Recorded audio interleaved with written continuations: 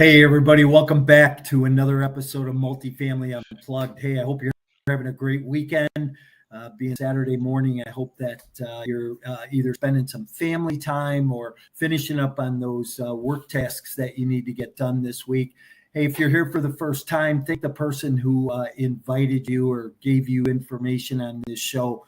You know, I am super excited always to be here every Saturday morning, bring you a guest that will give you a little bit of knowledge, give you a little bit of insight. And this morning, I think we're going to get some knowledge and some insight, no doubt, especially with some of the things that are going on in the financial world and with taxes and the big, beautiful bill that got passed a few weeks back. So glad that you're here. If you are here for the first time, like us, love us, subscribe to our channel.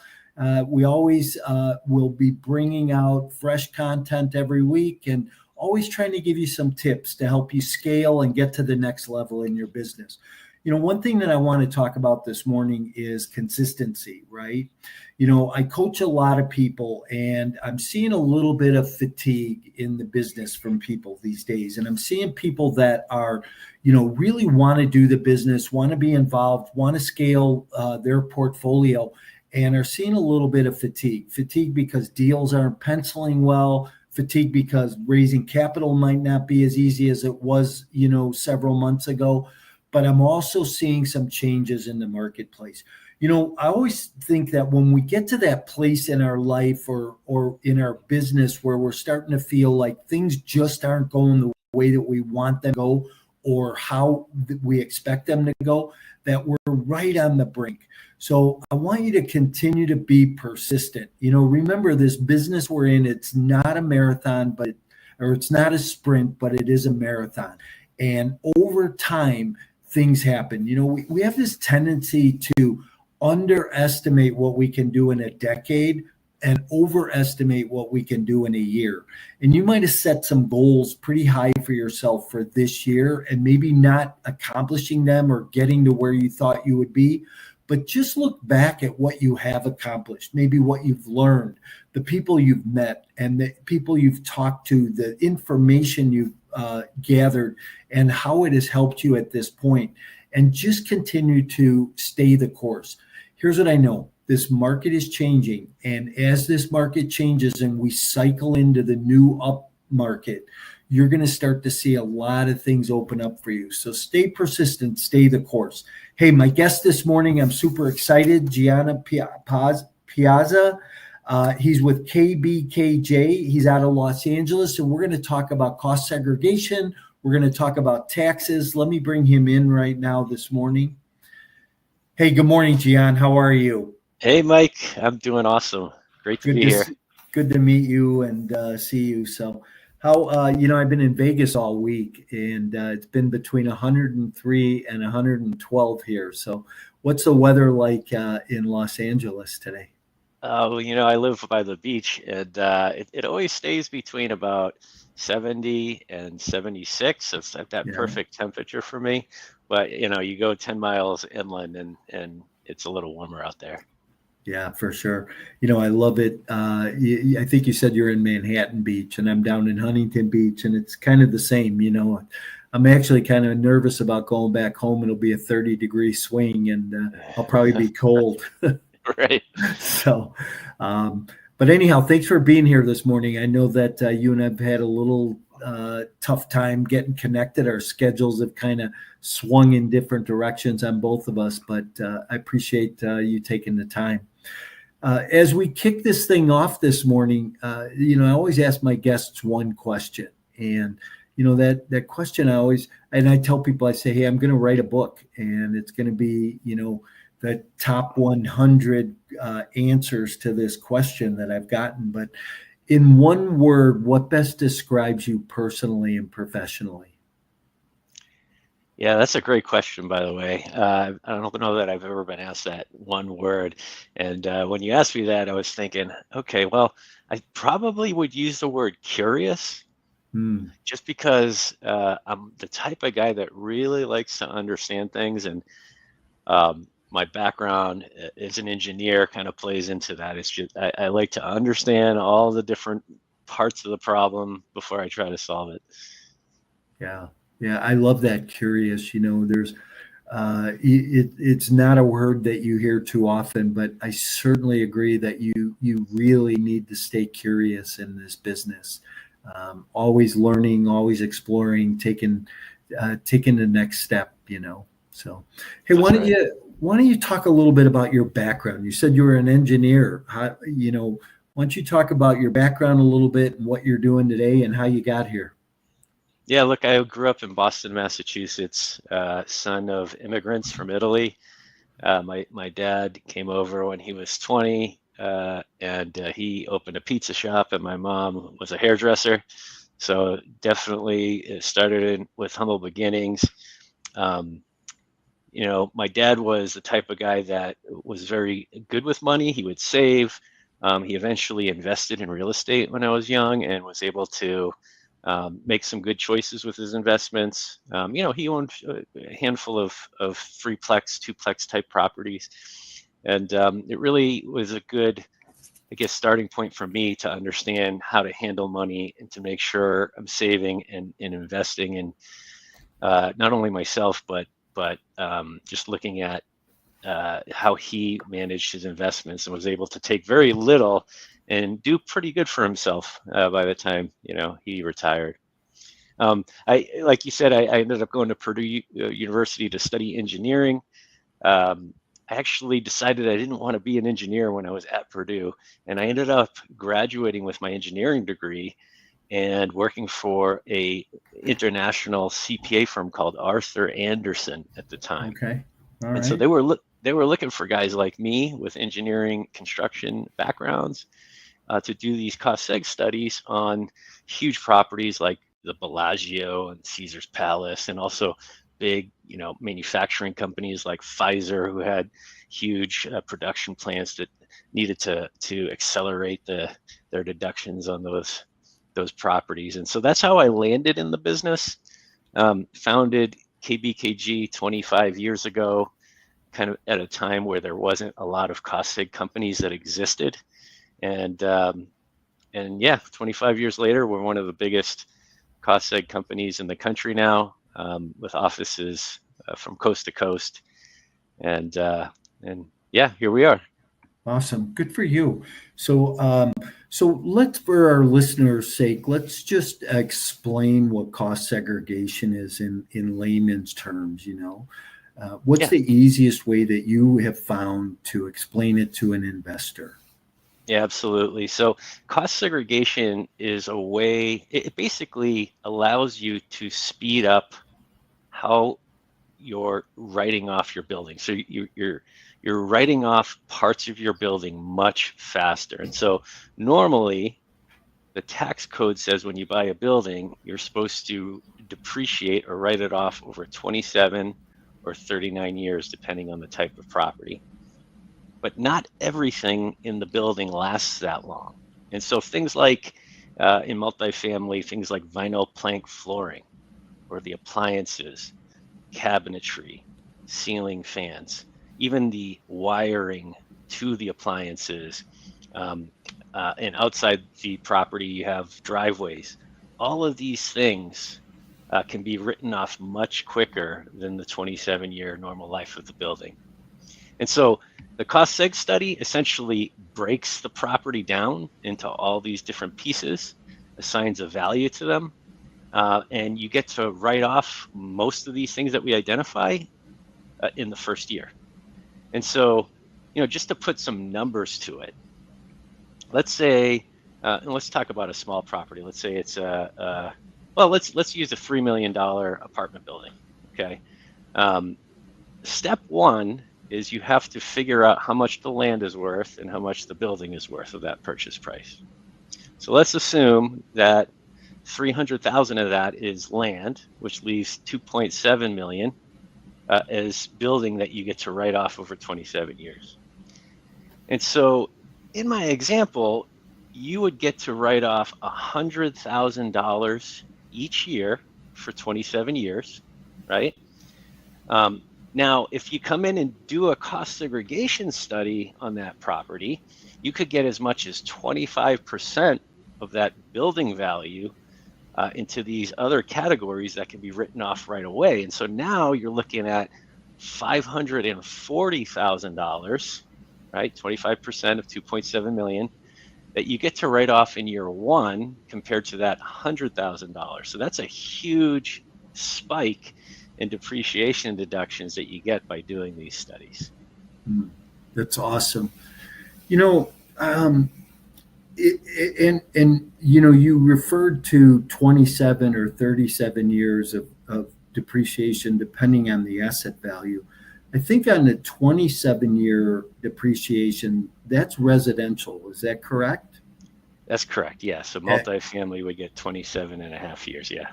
And then commercial buildings. And doesn't multifamily fall into that commercial category where we can depreciate that over 37 years? No. So any residential rental property is a 27 and a half year property, normal life, except there's one exception to that, and that's short-term rental properties. So those Airbnbs, there's some, they categorize them a little bit differently, like hotels. And hotel is considered a commercial building that would have a 39-year life. Interesting. You know, here's something I've always wondered. If I buy a building and I do cost segregation on that property when I first buy it and I go in, let's say that I spend, you know, $500,000 that first year in repairs, upgrades, maintenance. Can I go back in and cost seg those expenses again? Yeah, absolutely. So let's say you buy the building, you know, like we talked about, a $3 million building.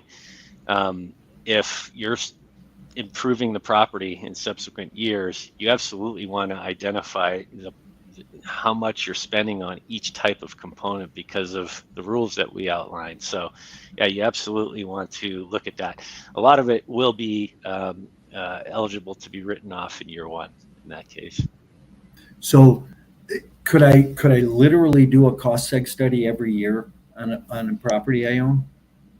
Yeah, I mean, it tends to only make sense when you're spending maybe more than $500,000 Okay. each year.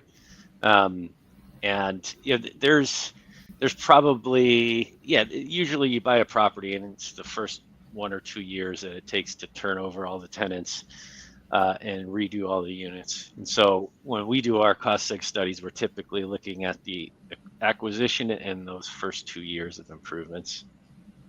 Interesting.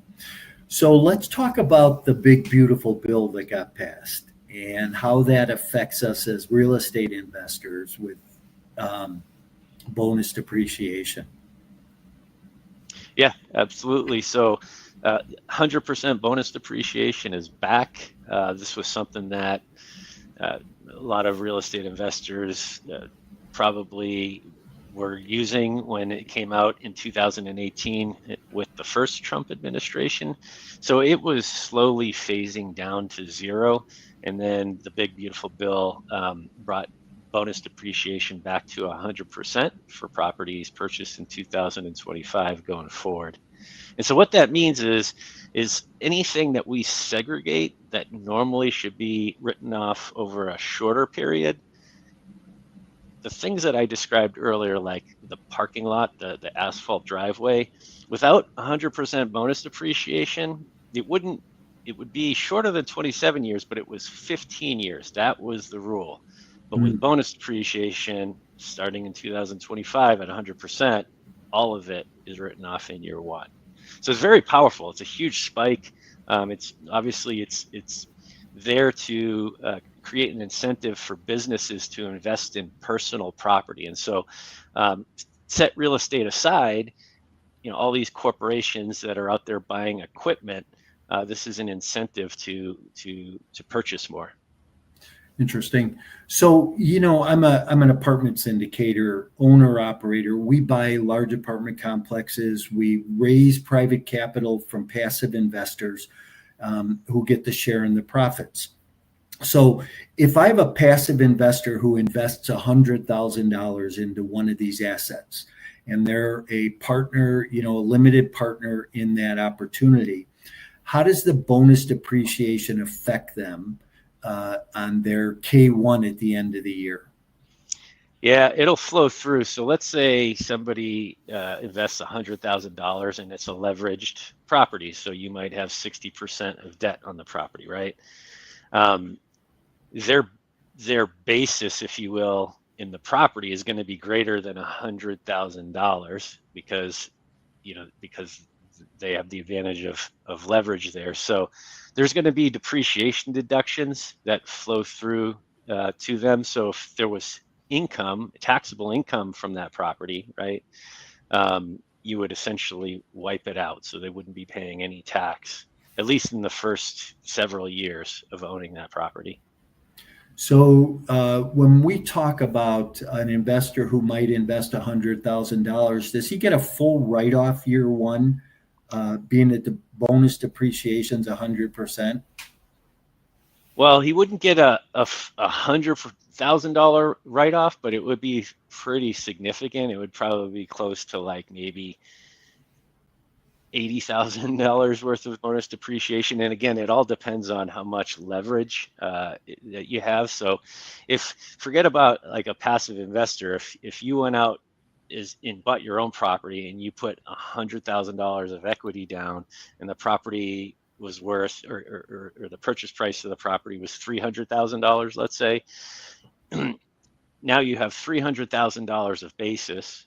We're talking about doing a cost segregation study. You would probably get about $60,000 of deductions in the first year with a $100,000 investment in that property, and then you would continue to get depreciation deductions going forward.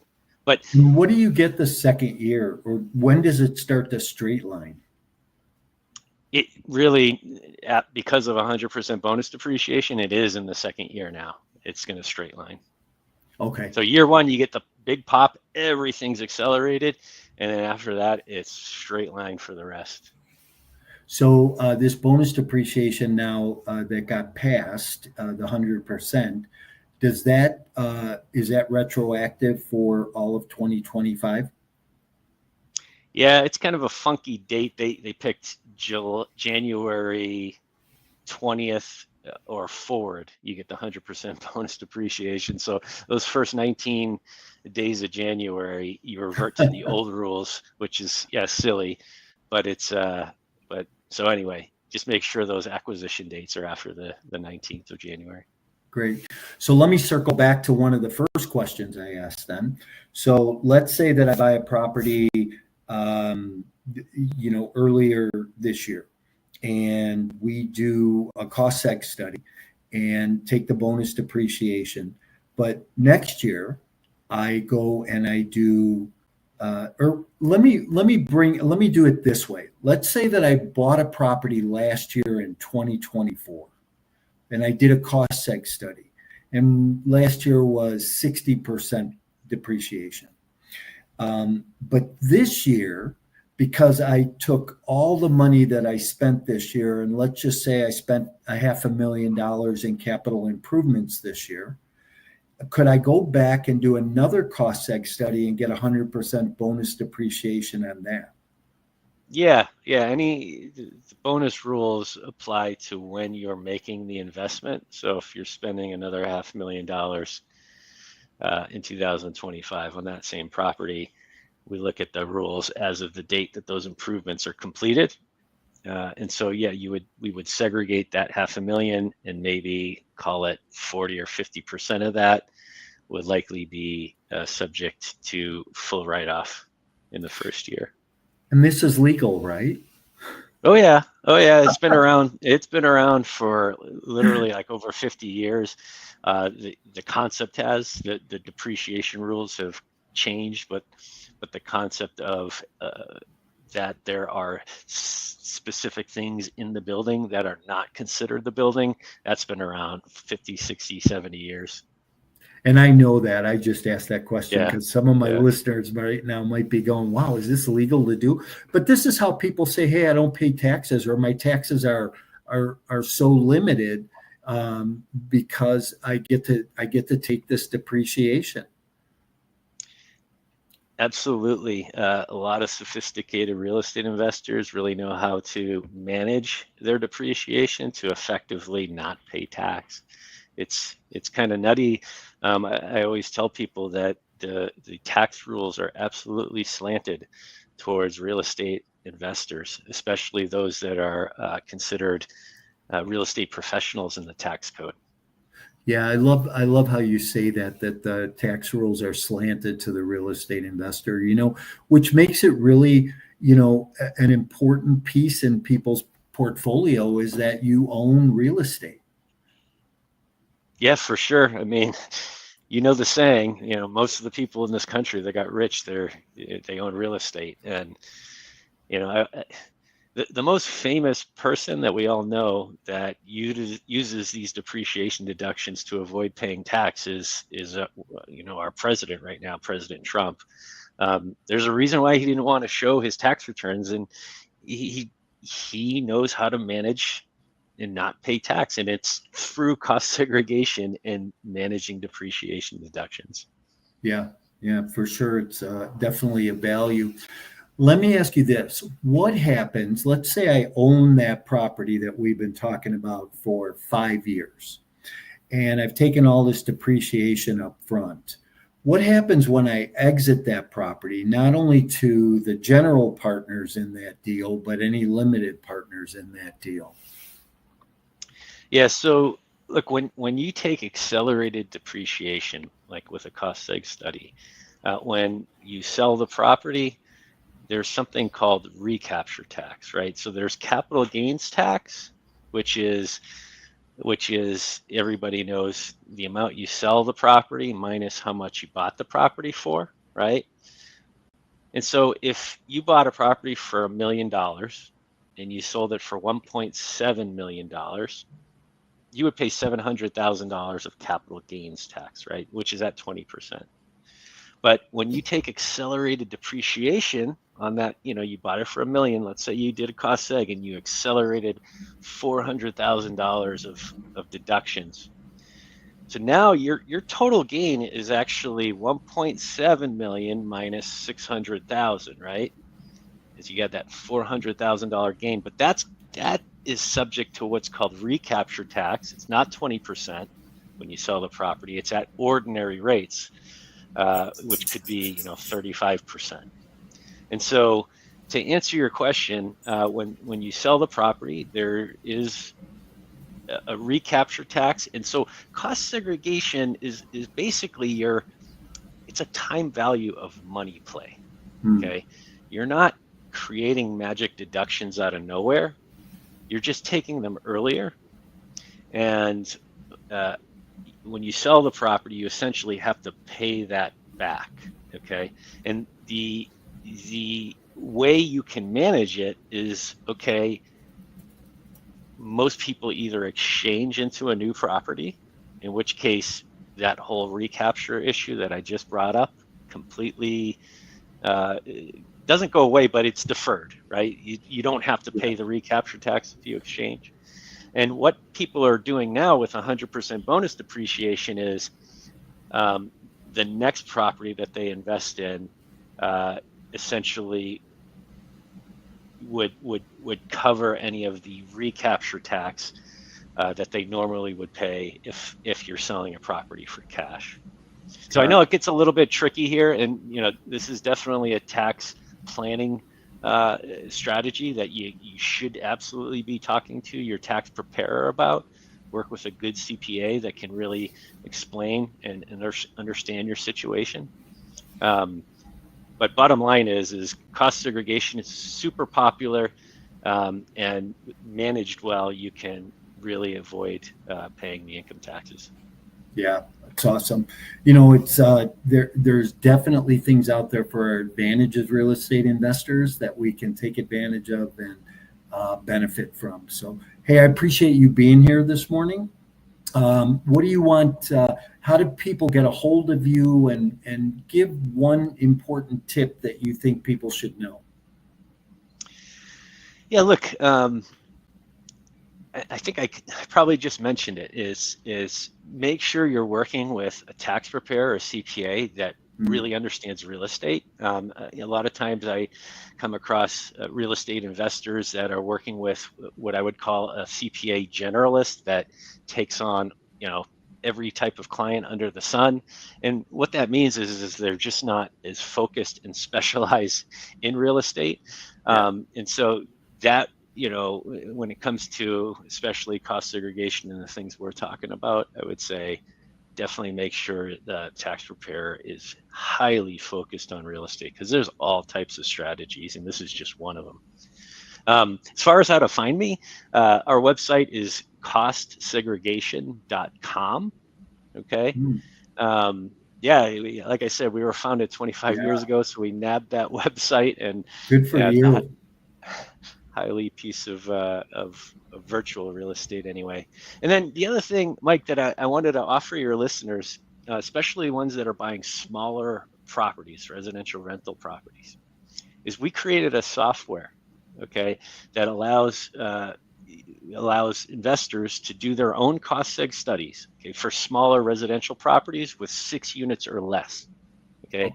And normally these cost seg studies, as you know, they're expensive because it can cost $5,000 to $10,000, because you have to send an engineer out to the site.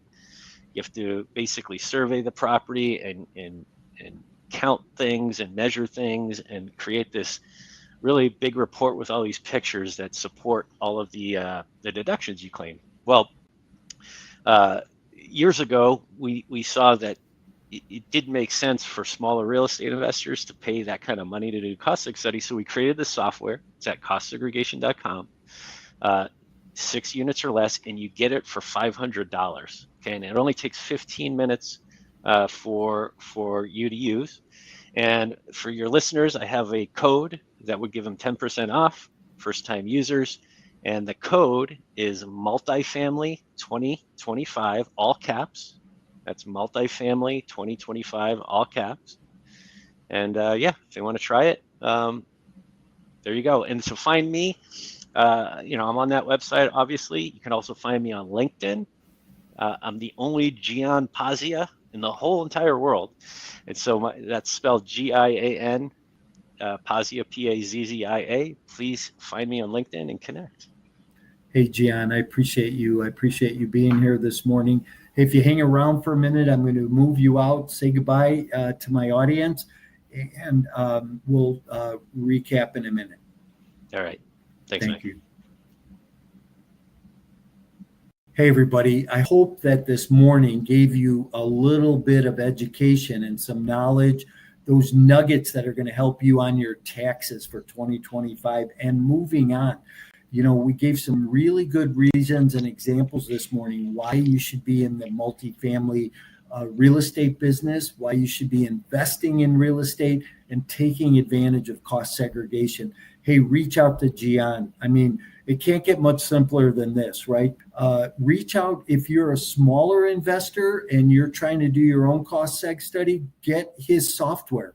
Boy, I haven't heard anybody who's had that. So what an awesome opportunity for you. Hey, thanks for being here. Remember, coming up October 16th and 17th, our 6th annual virtual multifamily summit. 2 days, action-packed, 20 speakers and panelists, bringing you all kinds of knowledge and information, everything about how to get started in the business, goal setting and mindset, how to underwrite deals. We're going to talk a lot this year about raising capital. We're going to have some big capital raisers on this year, some big names this year. This is an event you're not going to want to miss. Go to Multifamily 25, Multifamily 25, and get registered for that event. We'll look forward to seeing everybody at the event this year. Have a great week. If I can do anything for you, don't hesitate to reach out. I'll look forward to talking to you soon.